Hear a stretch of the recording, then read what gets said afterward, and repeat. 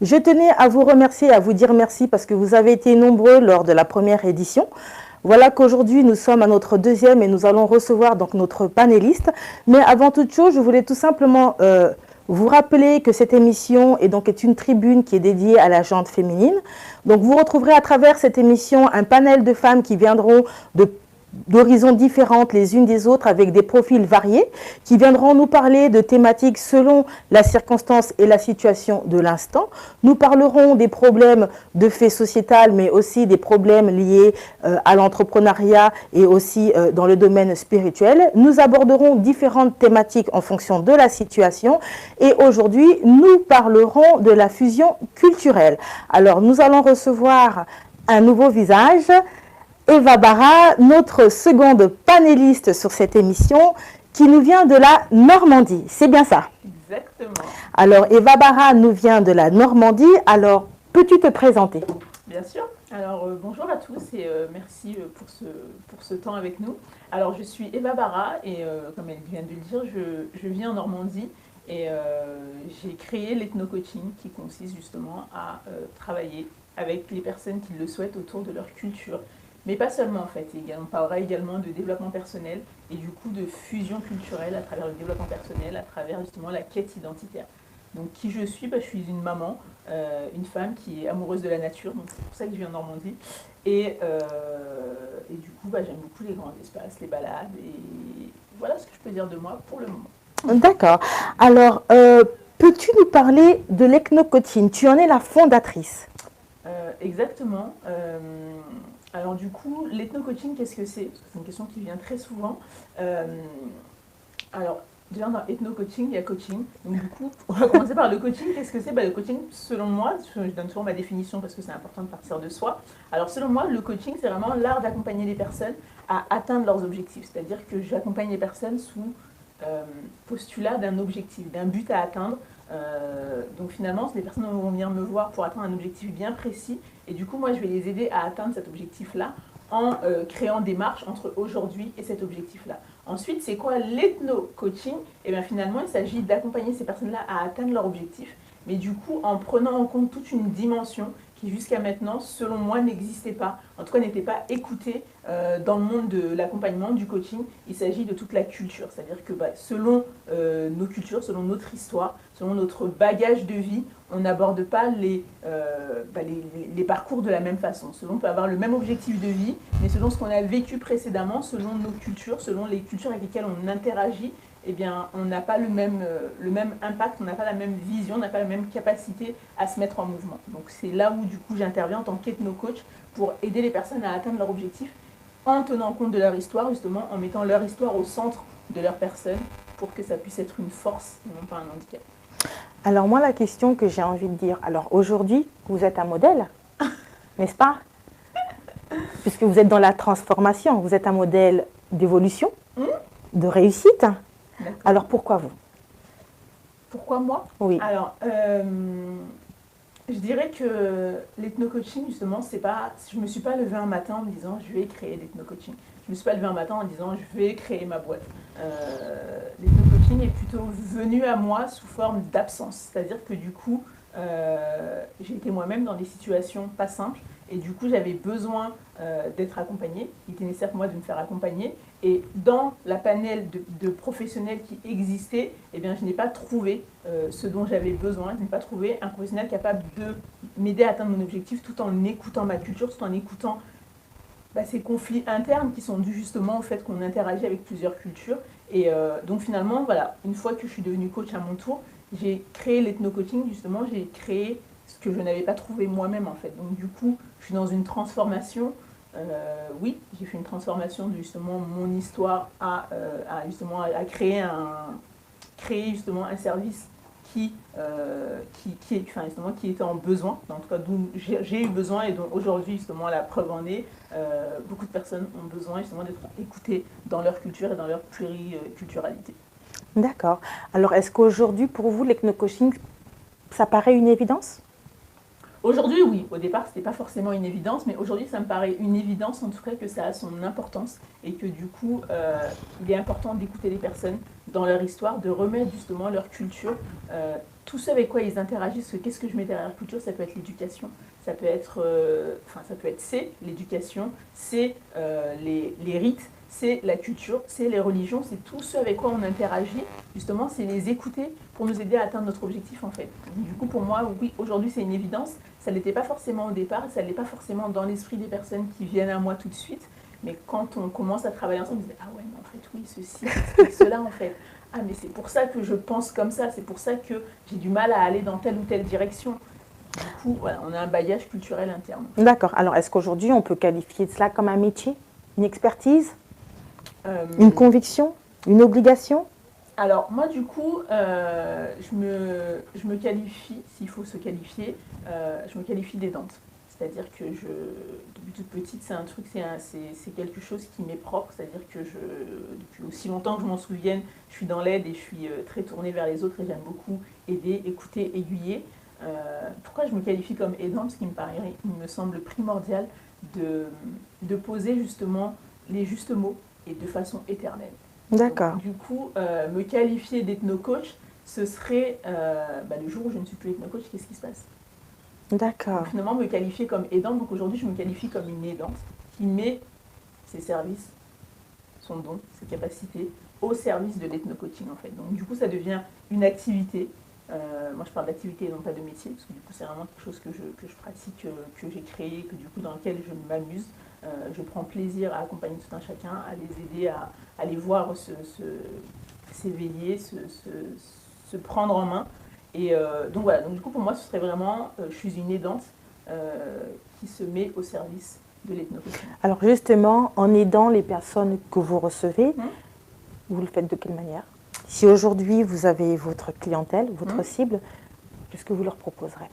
Alors aujourd'hui, j'accompagne sous trois formules. J'ai trois façons d'accompagner différentes, c'est-à-dire que en tant que coach, du coup, je fais des accompagnements individuels, donc du coup c'est du 1 pour 1.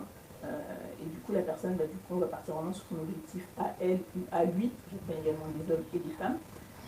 Et on va travailler sur un certain laps de temps sur l'atteinte de son objectif et du coup, la réalisation, l'atteinte de son plein potentiel. Ça, c'est ce que je fais en 1 pour 1. Ensuite, sous forme d'atelier, je travaille en petits groupes. Donc, du coup, c'est des petits groupes de 10 à 15 personnes. Où, du coup, là, je propose plutôt un accompagnement de groupe. Et là, on va aller travailler sur des croyances. On va aller travailler sur qu'est-ce que je mets derrière croyances. Et finalement, tout ce qui peut être des freins pour les personnes au quotidien. Et finalement, on ne se rend pas toujours compte en fait que ces freins-là sont présents, ou en tout cas d'où elles viennent. Donc en petit groupe, ça me semble possible de travailler sur ces croyances-là avec ces personnes-là. Et également sur des aspirations, sur une projection future, des choses qui peuvent se travailler à plusieurs sans trop aller dans l'émotionnel. C'est ce que je fais en atelier. Et ensuite, en troisième point, du coup, j'accompagne également sous forme de conférence. Et là, finalement, c'est un partage d'expertise et une transmission de savoir. Alors, à quel moment une personne peut se sentir dans le besoin, justement, d'avoir tes services? Alors, du coup, à partir du moment où une personne a un objectif et finalement a ce sentiment que c'est vraiment ce qu'elle a envie de faire, ce qu'il ou elle a envie de faire, mais que du coup, elle a du mal à se mettre en mouvement. Et donc du coup, se faire accompagner à ce moment-là, ça peut être intéressant. Le regard d'un coach, ça va permettre d'ouvrir et d'élargir vraiment les horizons, ça va permettre de faire sauter les œillères. Et là, à partir de là, je peux intervenir. Ensuite, quand est-ce que, en tant qu'ethno-coach, je suis la personne à contacter quand il y a des freins, là, c'est d'où viennent vos freins. C'est-à-dire qu'une personne qui a plusieurs origines, j'accompagne par exemple des êtres métis. Mais moi, ce que j'appelle le métissage, c'est pas forcément le métissage de couleurs. En fait. Donc, du coup, on a toujours, dans la conscience collective, cette image de métis, où du coup, c'est deux mélanges de couleurs, c'est une teinte métissée. Au-delà de ça, pour moi, nous sommes tous métis. Et quand je dis ça, c'est vraiment, je suis née au Mali, mes 3 parents sont maliens, et pourtant, je me sens métisse. Alors, dis-nous tout. Alors, pourquoi? Oui, ça serait très bien. Du coup, je sais que sur mes 3 parents, ils sont tous les 3 maliens. Ils sont c'est 3 parents qui sont nés au Mali, qui ont grandi au Mali, mais qui ont déjà 3 ethnies différentes. Donc déjà là, il y a déjà un métissage. Oui, tout à fait, c'est ça. Ensuite, moi je suis née au Mali, j'ai grandi en France. Donc finalement, j'ai été éduquée avec la culture malienne sur le territoire français. Donc là, c'est plus un métissage de deux êtres qui s'unissent et qui donnent lieu à un enfant biculturel. Là, c'est finalement un déplacement humain qui donne lieu justement à un métissage intérieur-extérieur. Donc finalement, comment je compose avec ça? Alors dis-nous tout, comment aujourd'hui, justement, en parlant de culture et finalement de cette fusion, alors comment aujourd'hui on peut pallier à cela? Comment toi l'as-tu vécu et quel a été peut-être finalement ton ressenti, ta perception des choses? Et puis finalement, qu'est-ce qui t'a poussé à créer justement cette méthode et puis finalement cette thématique aujourd'hui? Il y a plusieurs questions, je vais essayer de les reprendre les unes après les Oui, autres. d'accord. Alors, dans un premier temps, déjà, qu'est-ce qui fait que, enfin, comment moi j'aborde la fusion culturelle, ce métissage en fait justement, c'est pour l'avoir vécu. Donc du coup, il y a ce métissage intérieur-extérieur. Donc du coup, chez nous, il était très caricaturé, c'est-à-dire qu'il y avait à l'intérieur de la maison et à l'extérieur de la maison. Donc du coup, au moins c'était posé. Mais finalement, il y avait justement toute cette culture malienne à l'intérieur de la maison et toute cette culture occidentale à l'extérieur de la maison. Et en fait, j'étais la même personne qui faisait ce va-et-vient entre les deux cultures. Donc qu'est-ce qui s'est passé au fur et à mesure du temps? Eh bien, je suis devenue ce que j'appelle un caméléon.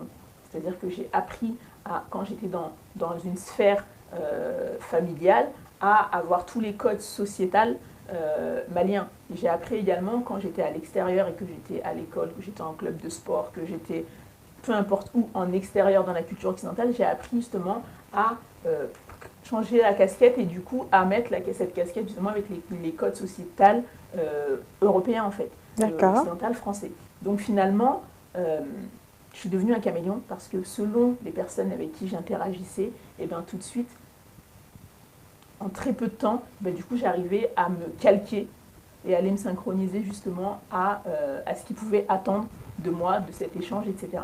Donc finalement, là, c'est la partie caméléon. Comme tu dis, moi, comment je l'ai vécu en devenant caméléon.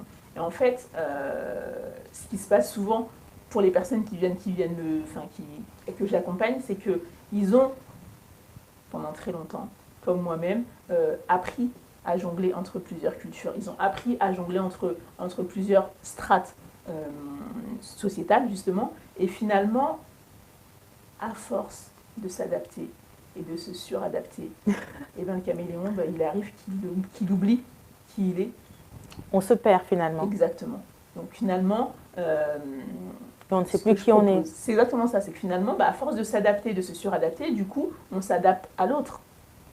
On s'adapte aux autres. On perd son identité. Au fur et à mesure, peut-être que du coup, il y a un risque de perte d'identité. Et il y a une grande partie des personnes que j'accompagne aujourd'hui sont en quête identitaire. Ils peuvent avoir atteint des objectifs, peuvent avoir atteint des strates de société, peuvent avoir atteint un équilibre familial et économique, par exemple. Mais à côté de ça, Eva, il y a un truc à l'intérieur, j'arrive pas à t'expliquer. Je sais que je devrais être bien, mais je suis pas bien. Mais est-ce qu'aujourd'hui, on peut dire que la culture, finalement, a on va dire, a une influence sur l'individu?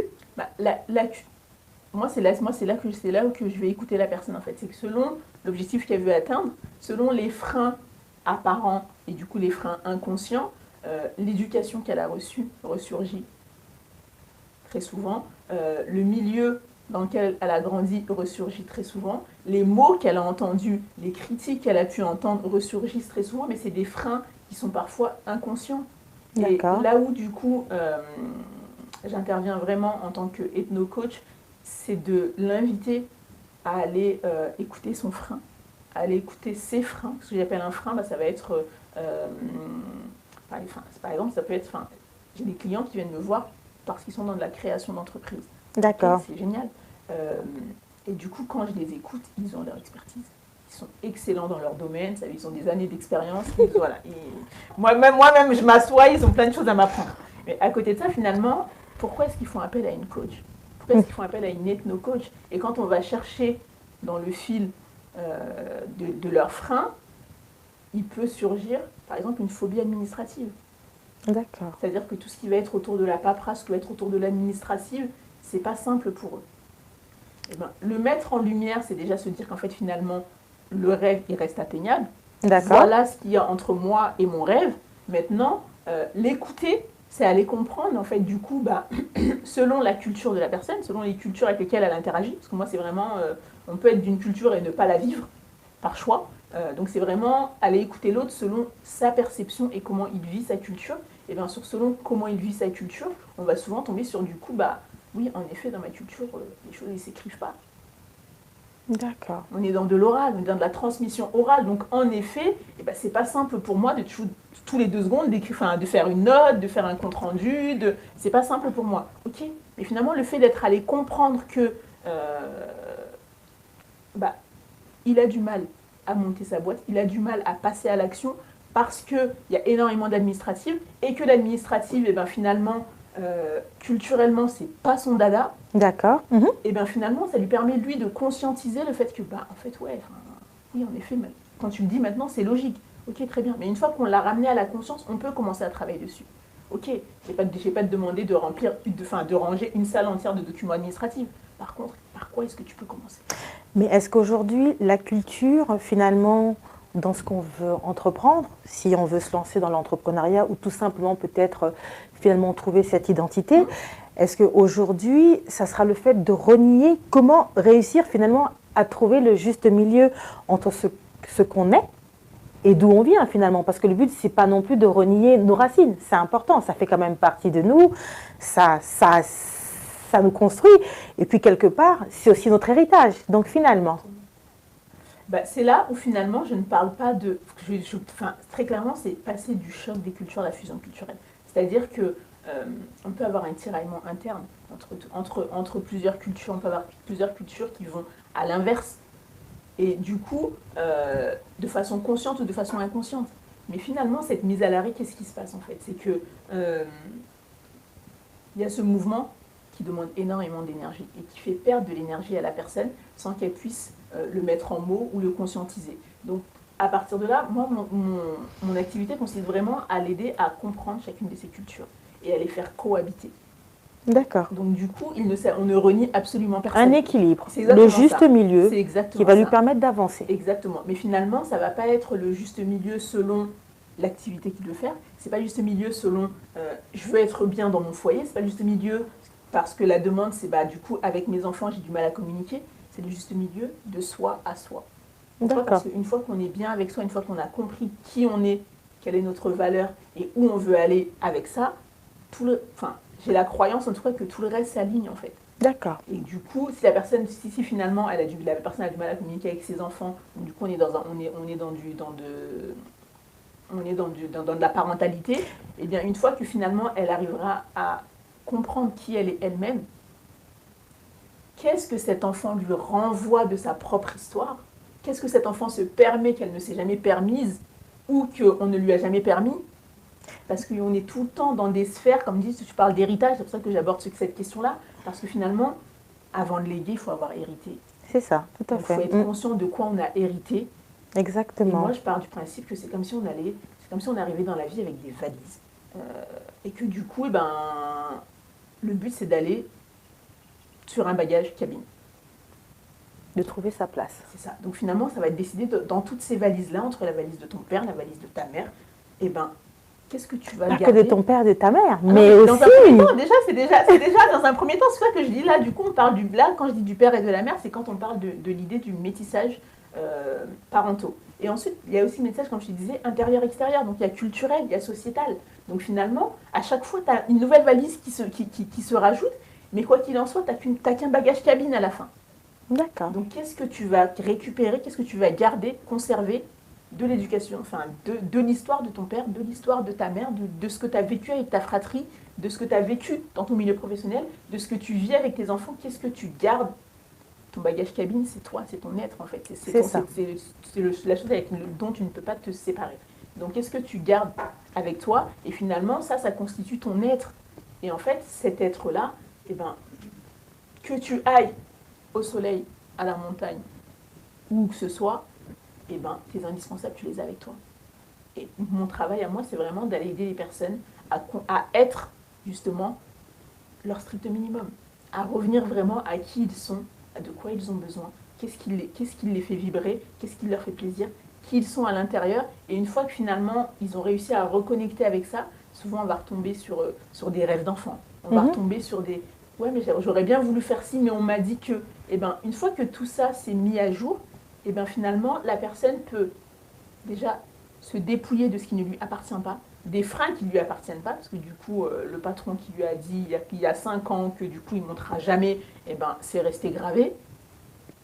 Ça a été pris, mais si ça a été pris, c'est parce que du coup ça a fait écho peut-être à une autre blessure plus lointaine dans son enfance, où du coup on lui a également dit qu'il n'avait pas les capacités, etc.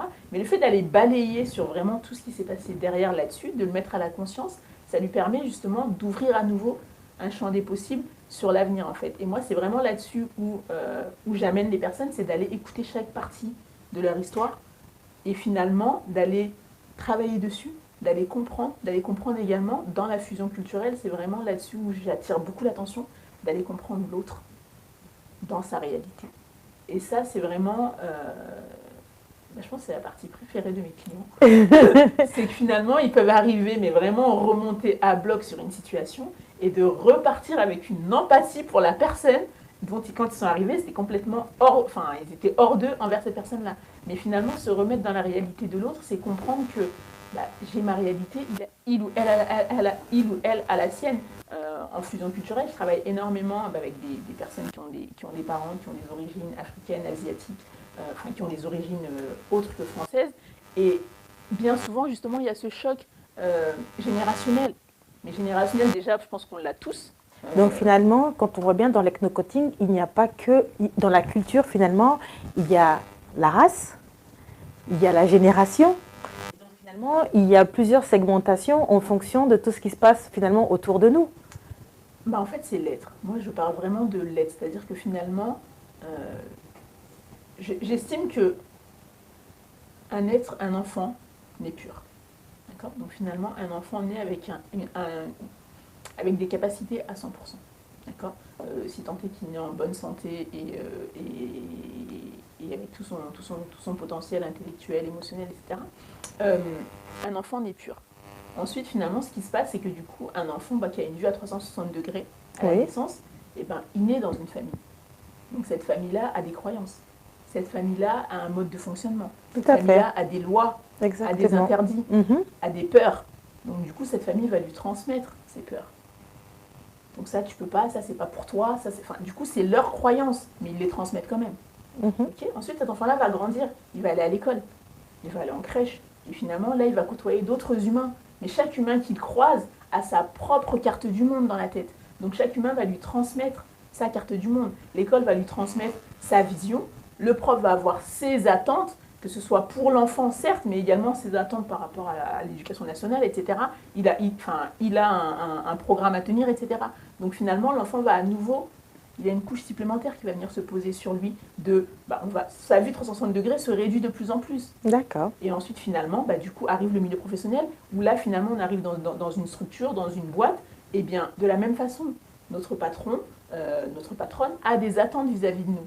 Et finalement, on nous dit que ça, tu peux le faire, ça, tu peux pas. Le règlement dit que, la convention dit que.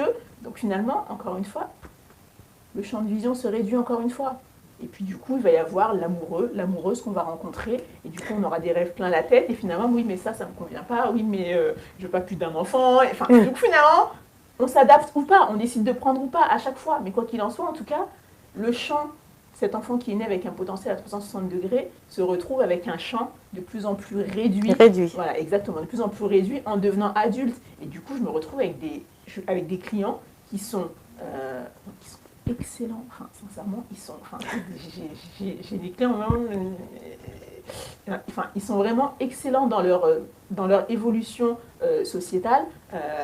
Et à côté de ça, finalement, ils se sentent immobiles. Mais ils sont immobiles parce que justement, on leur a tellement dit tu peux pas, que finalement, ils sont à l'arrêt.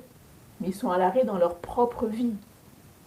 Et finalement, ils sont à l'arrêt parce qu'ils ont donné le pouvoir aux autres de les mettre à l'arrêt.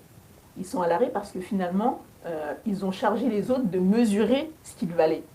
Et moi, mon activité consiste vraiment à aller leur dire ok, très bien. Et si on allait Si on allait virer justement. S'ouvrir. Voilà. Ok. Sortir Ton de sa zone de compagnon, ta confort. femme, ton mari pense ci, ça. Ok, très bien. On en tient compte. Mais si finalement on arrivait à s'en détacher, de quoi est-ce qu'on a envie? Alors là, si on comprend bien, donc l'hypno-coaching nous permet de diagnostiquer finalement notre problématique en tant que nature culturelle, c'est-à-dire notre héritage, notre enracinement, les indicateurs que nous avons reçus depuis que nous sommes enfants, finalement toutes ces barrières qui nous construisent et qui finalement nous emmènent dans une évolution, mais qui peut peut-être aussi nous retarder ou peut-être finalement nous emmener à des carences, parce que justement, en fonction de toutes ces choses, finalement, on peut être dans tel manque, face à des difficultés et autres, et tout ça. Et moi, la question, c'est justement, dans l'hypno-coaching dont tu es la fondatrice, je voulais savoir, est-ce qu'il y a une différence, finalement, avec le développement personnel, où ça vient justement s'allier? Et comment, justement, toi, tu fais pour apporter des solutions à tes clients? Alors, dans l'ethno-coaching, justement, j'accompagne les personnes à mettre des mots, à conscientiser des mécanismes et des modes de fonctionnement, des choses qu'ils font automatiquement ou qui ne mettent pas forcément en lien. Donc, du coup, je les aide un peu à relier les choses sur leur culture, sur leur environnement, etc. Après, je pense sincèrement que j'ai rien inventé. Dans le sens où le développement personnel, justement, c'est vraiment l'art d'aller évoluer, se remettre en question, se questionner et du coup se mettre en mouvement pour atteindre la meilleure version de soi-même. Maintenant, le développement personnel, je trouve qu'il manquait ce regard-là, justement, comme je disais tout à l'heure, de regard sur l'histoire de la personne, sur la culture de la personne, sur le chemin que la personne a pu faire. Après, est-ce que je parle en termes de diagnostic? Pas tout à fait. Moi, je parle vraiment en termes d'objectifs. Ça veut dire que finalement, une personne qui me sollicite, je pars vraiment sur où tu veux aller. Pourquoi? Parce que ça me tient très à cœur d'ouvrir sur du possible. D'accord. On dit oui, mais du coup, j'ai tel problème. Ok, c'est génial, c'est top que tu puisses le mettre en mots, que tu puisses justement l'aborder. Maintenant, ce qui m'intéresse, ce qui sera intéressant également pour toi, c'est de savoir où tu veux aller. Et une fois qu'on sait où tu veux aller, c'est ça. Là, finalement, ok, entre toi et ce rêve-là, il peut y avoir des problèmes. Mais la finalité, c'est ton rêve, c'est ton aspiration, c'est ton bien-être, c'est le bien-être de ton foyer, de ton entreprise, créer ta boîte. Quoi qu'il en soit, la personne, c'est très important pour moi quand ils me contactent, qu'ils aient un projet, qu'ils aient justement une finalité. Même si c'est juste, je veux être bien dans mon corps. Ok, c'est génial, c'est un magnifique projet. En attendant, oui, du coup, j'ai un problème alimentaire, j'ai un problème de santé, ok. Ça, c'est finalement ce qu'il y a entre toi et ce rêve. Et c'est là-dessus qu'on va aller travailler. D'accord. Mais du coup, pour moi, c'est très important d'avoir la lune de la personne, d'avoir justement sa destination pour pouvoir avancer. Donc, est-ce que l'ethno-coaching et le développement personnel vont de consort? Oui. Pour moi, c'est vraiment, je fais du développement personnel, je travaille vraiment, du coup, les outils que j'ai, c'est des outils de développement personnel que j'ai personnalisés à la pluriculturalité de mon public, en fait. D'accord, c'est très bien. Et est-ce que tu peux nous parler justement peut-être de quelques outils que tu mets à disposition de ton public? Alors, en termes d'outils, mon outil principal, comme je disais tout à l'heure, je suis née pour aider. C'est-à-dire que finalement, je suis une aidante. C'est un talent inné chez moi, c'est quelque chose que je fais naturellement. Et du coup, je le mets au service du coaching aujourd'hui. Mais au-delà de ça, quand je dis que je suis née pour aider, c'est-à-dire que je n'ai pas d'outil de travail. Enfin, je n'ai pas un outil de travail, je ne suis pas dans quelque chose de palpable. En fait, je suis mon outil de travail. C'est-à-dire qu'en fait, je suis mon outil de travail, c'est-à-dire que l'ethno-coach, c'est moi. Donc finalement, c'est mon cerveau, c'est mes mains, c'est mes jambes, c'est mon regard, c'est mes oreilles.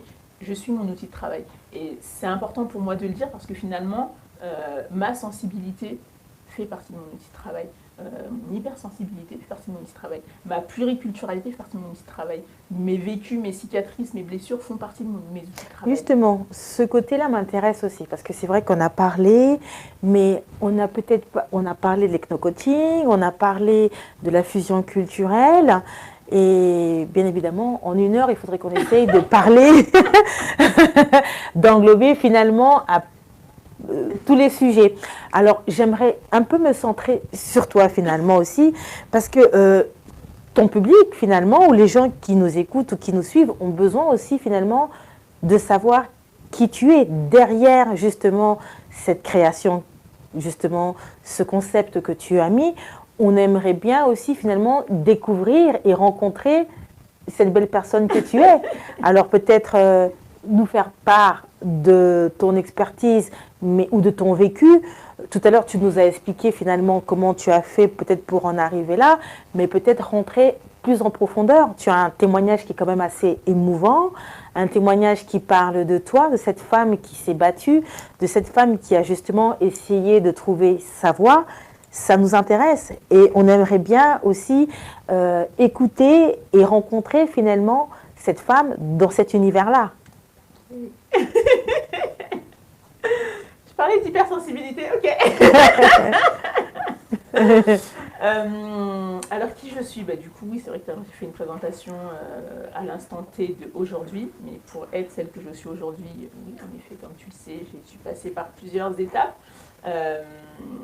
et ça rejoint vraiment, enfin comme je dis, mon activité c'est vraiment, ça part vraiment de moi et ensuite, quand on parle du travail, et ensuite j'ai été aiguisée celle que je suis, c'est-à-dire que comme je dis, je suis mon outil de travail, je suis l'ethno-coach, par contre pour aller accompagner les personnes à atteindre leur plein potentiel, à réaliser leurs rêves, à se débarrasser de ces petits cailloux qui entravent leur chemin, j'ai été me perfectionner sur des bancs, j'ai me perfectionner auprès de professionnels, auprès d'experts justement, pour pouvoir les aider au mieux, parce que les personnes qui viennent me voir,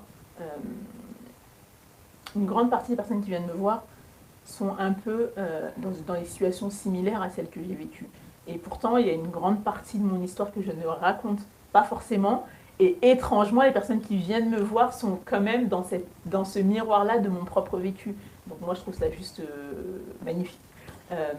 Donc finalement, oui, il me fallait des outils pour accompagner les personnes dans des circonstances assez compliquées, avec des histoires de vie pas simples du tout.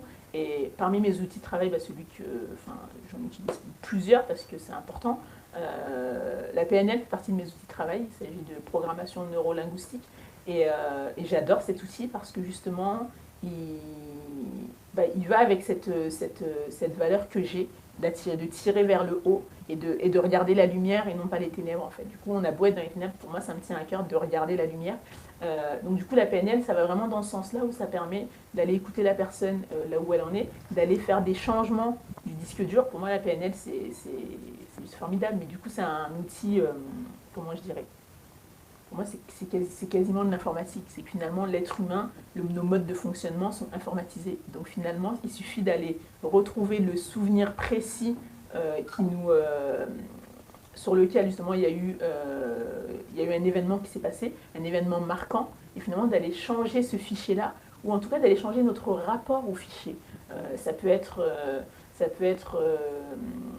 un adulte aujourd'hui qui peut avoir des croyances limitantes par rapport à la vie de couple, et que du coup, parmi ces petits cailloux, ouais. Justement, il peut y avoir un père maltraitant. Donc il a des fichiers, il a des souvenirs de sa mère en train de se faire battre par son père, par exemple, qui font que du coup, envisager la vie en couple n'est pas simple pour cette personne-là. Ou en tout cas, envisager vivre en couple de façon sereine et apaisée, il n'arrive pas encore à l'envisager. Et la PNL va permettre d'aller chercher ce fichier du petit garçon, d'aller se focaliser sur ce petit garçon qui a vu cette scène-là, d'aller chercher cette scène-là, et finalement de lui faire revoir cette scène-là selon le niveau de violence, et finalement d'aller travailler sur justement ce qu'il a ressenti. Ce petit garçon-là, d'aller écouter ce petit garçon-là, aujourd'hui en tant qu'adulte de 40 ans, et si on allait écouter ce petit garçon qui avait 5 ans, 8 ans, qu'est-ce qu'il a ressenti quand il a vu cette scène-là? Et une fois qu'on arrive à reconnecter là-dessus, qu'on arrive à monter ça à la conscience, qu'on arrive à transformer son rapport à cette scène-là, tout à fait. Et du coup, ce petit garçon, c'est le même que cet homme de 40 ans. Mais il a compris des choses en l'espace d'une séance.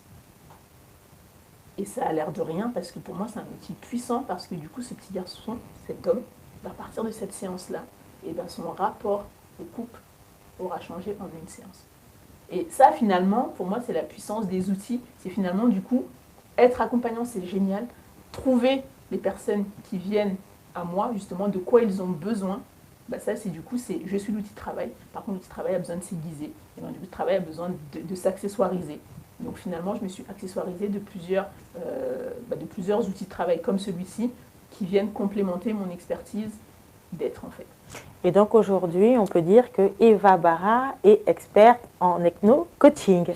Alors j'ai créé l'ethno-coaching. Alors si je dois avoir un domaine d'expertise, du coup c'est la fusion culturelle. Donc finalement l'ethno-coaching c'est le département que j'ai créé, on va dire le métier, l'activité en tout cas que j'ai créé.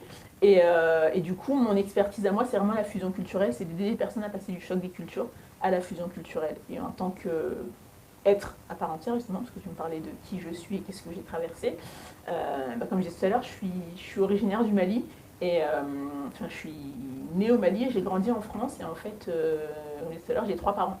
Donc aujourd'hui, avec le recul, j'arrive à dire que certains n'ont pas de parents du tout et que j'ai la chance d'avoir grandi sur un trépied. Et que du coup, ça me donne encore plus de richesse en termes de modèles identificatoires. Mais sur le moment, ça n'a pas été simple. Sur le moment, justement, ça n'a pas été simple parce que du coup, j'ai grandi dans un milieu où du coup, mon père est polygame. Donc finalement, j'ai 2 mères, une sur chaque continent. Et au final, là-dessus, eh bien, rien que c'est ton frère, c'est ta soeur, c'est ton demi-frère, c'est ta demi-sœur. Ça a été difficile. Là, justement, il fallait déjà commencer à justifier. Moi, j'ai un frère qui a le même âge que moi. J'ai un frère qui a le même âge que moi. Et en fait, pendant très longtemps à l'école, les copains-copines, ils ne comprenaient pas en fait. Et c'était oui, mais en fait, c'est pas ton frère. Mais si, c'est mon frère. Mais non, c'est pas ton frère, du coup, vous avez 2 mois d'écart. Mais si, c'est mon frère. Oui, mais du coup, non, c'est mon frère. Son demi-frère, non, c'est mon frère. Eh bien, c'est des choses qui ont l'air justement anodines, mais finalement, on était déjà dans un choc culturel.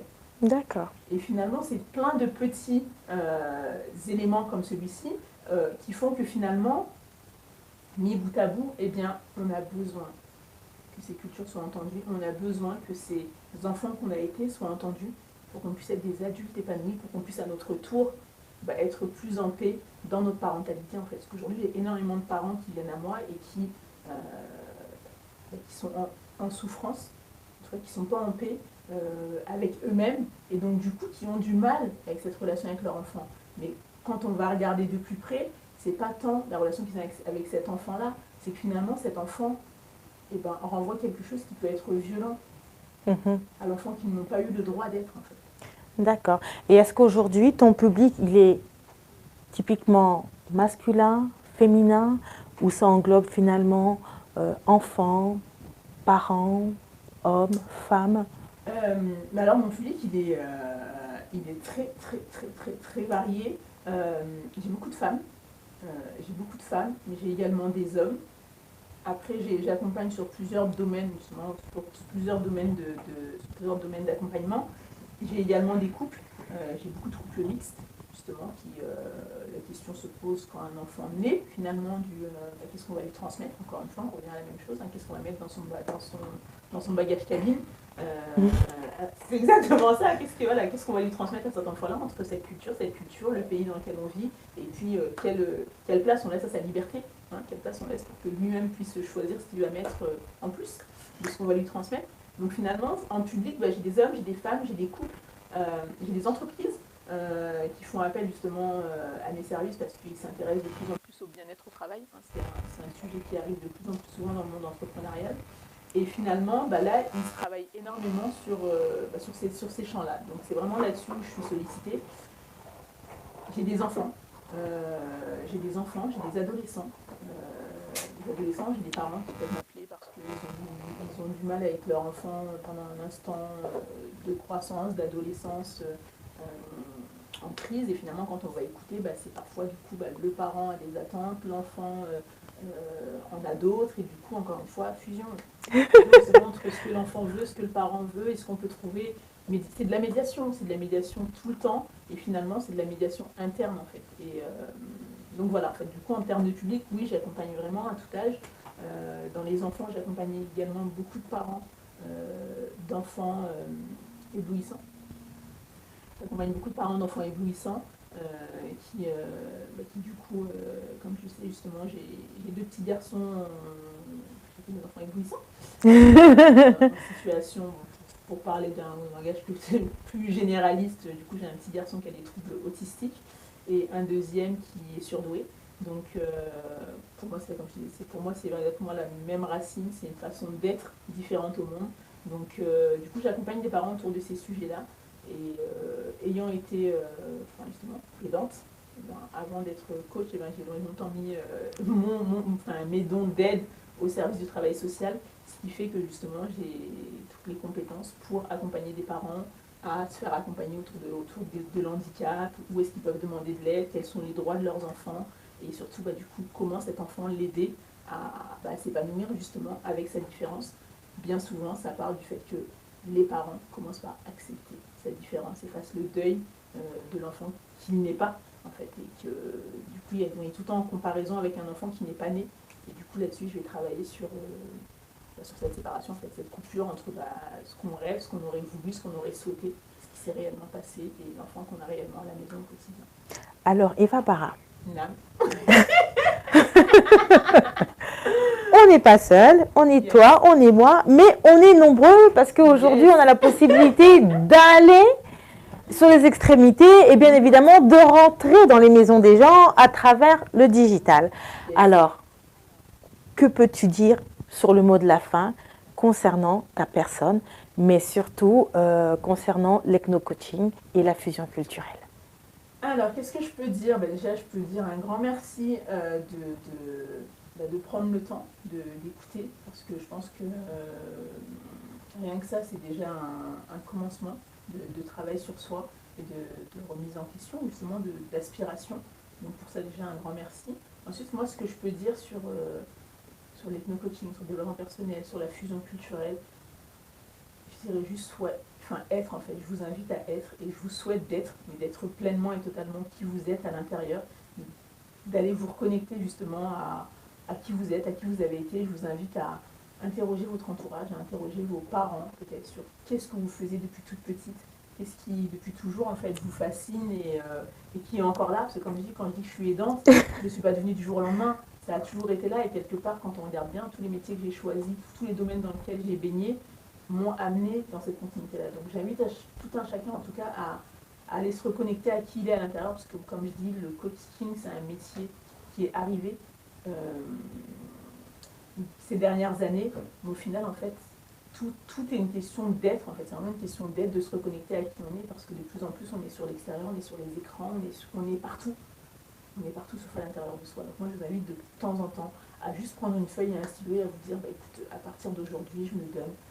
Je prends tant de temps pour moi, en tant que l'un est sur femme générationnelle, donc en tant que femme, combien de temps vous vous consacrez par jour de vous à vous-même. Au-delà vraiment au-delà de la routine, au-delà de la vie quotidienne, au-delà du travail, au-delà du mari, de vous à vous-même. Combien de temps vous vous consacrez par jour? Combien de temps vous vous consacrez par semaine, par mois, par an? Combien de temps vous prenez pour vous, avec vous-même? Parce que pour moi, c'est vraiment ça le début comme je dis, quand on est né pur, on peut le redevenir. Et ça commence par passer du temps avec soi, ça commence par s'aimer, ça commence par prendre soin de soi, juste pour soi en fait, sans raison, sans spectateur, sans personne. Je suis avec moi, je prends soin de moi, je m'aime, je me câline, je m'embrasse. Mais prenez soin de vous s'il vous plaît et faites-vous des compliments et acceptez-vous dans toutes vos différences, quelles que soient les cultures avec lesquelles vous interagissez, elles ont des richesses. Certes, c'est pas toujours simple, mais une fois qu'on a fait le tri avec ce qu'on ne veut pas, et bien une fois qu'on a choisi ce qu'on veut garder, je vous assure que ça peut vous emmener hyper loin et extrêmement vite. J'ai plein de clients qui sont juste fascinés par... je vais pas quitter pendant 10 ans. Mais parce que finalement, une fois qu'on a fait le tri, qu'est-ce que je garde, qu'est-ce que je vire, et ben on s'allège, et quand on s'allège, et ben on s'envole. Et donc je vous souhaite vraiment de vous envoler, de toucher votre rêve, et d'aller même au-delà, qui sait. Donc moi je vous remercie en tout cas, je te remercie Sandrine. Voilà, non, c'est moi qui te remercie justement. Alors j'ai été ravie de te recevoir sur le plateau, tu as été notre seconde panéliste. J'espère que vous avez pu écouter Eva Barra. Elle nous a donc expliqué sa méthode, la méthode de l'ethno-coaching. Elle nous a parlé de développement personnel, des différentes stratégies qu'elle met en place justement dans ce nouveau concept. Elle nous a parlé de son expertise, elle nous a parlé aussi des challenges auxquels elle est confrontée au quotidien. Alors, vous pourrez la retrouver sur les réseaux sociaux, mais de toute façon, en lien dans les commentaires, vous aurez toutes les informations pour pouvoir la retrouver. Alors, je vous invite vivement, vous qui avez peut-être des problèmes ou des soucis justement dans votre équilibre émotionnel en tant que culture, donc dans les chocs des cultures, vous avez peut-être besoin de trouver finalement votre voie, votre place. Eva est là pour vous. Elle est là pour vous aider, pour vous emmener justement à sortir au-delà justement de tous ces indicateurs finalement qui nous pourrissent plus ou moins la vie, qui nous empêchent parfois de faire sortir le meilleur de nous-mêmes, de sortir finalement de cette zone de confort. Voilà, et d'aller peut-être finalement de l'avant, de prendre soin de nous comme elle nous l'a suggéré tout à l'heure. Je vous remercie parce que je sais que vous êtes nombreux et je sais que vous êtes là, que vous allez nous soutenir parce que cette émission, c'est d'abord la vôtre et ensuite la nôtre. Et sur Femmes Générationnelles, donc nous l'avons mis à disposition pour vous, femmes, afin que nous puissions justement discuter de différents sujets. La semaine dernière, nous étions sur la multipotentialité. Aujourd'hui, c'était la fusion culturelle. Dans les autres à venir, il y en aura d'autres qui arriveront au fur et à mesure. Alors, je vous invite à pouvoir regarder en replay justement ces différentes émissions. Elles vous aideront certainement à pouvoir trouver une réponse, à vous épanouir tout simplement et pourquoi pas tout simplement à avoir de l'information, à pouvoir parler. Alors, bien évidemment, vous pouviez me retrouver moi aussi à travers les différents réseaux sociaux. Si vous avez des suggestions, vous avez des questions en tout cas concernant l'émission, concernant la thématique ou la thématique de la semaine dernière, n'hésitez pas à nous faire parvenir justement vos requêtes. On se fera un plaisir de pouvoir les répondre et le but pour nous, c'est de faire en sorte que nous puissions atteindre l'excellence chaque jour un peu plus. Alors, c'était Sandrina Pacotte, la fondatrice de Femmes Générationnelles. Nous étions ravis d'être sur ce plateau, en espérant vous retrouver très prochainement sur un nouveau thème. Alors Eva, je sais qu'aujourd'hui a une journée très chargée, c'est le marathon. Elle a commencé par chez nous, elle vient de Normandie et je pense que l'après-midi, elle continue. Je pense qu'elle est en formation atelier. Alors Eva, merci. Merci pour ta prestation. Merci d'avoir répondu présente à cet événement. Vous la retrouverez sur les différents sociaux et les liens seront mis sur les commentaires. Et quant à nous, nous nous retrouverons très prochainement pour une nouvelle émission, une génération de femmes 100% féminin. C'était Sandrina Pacotte.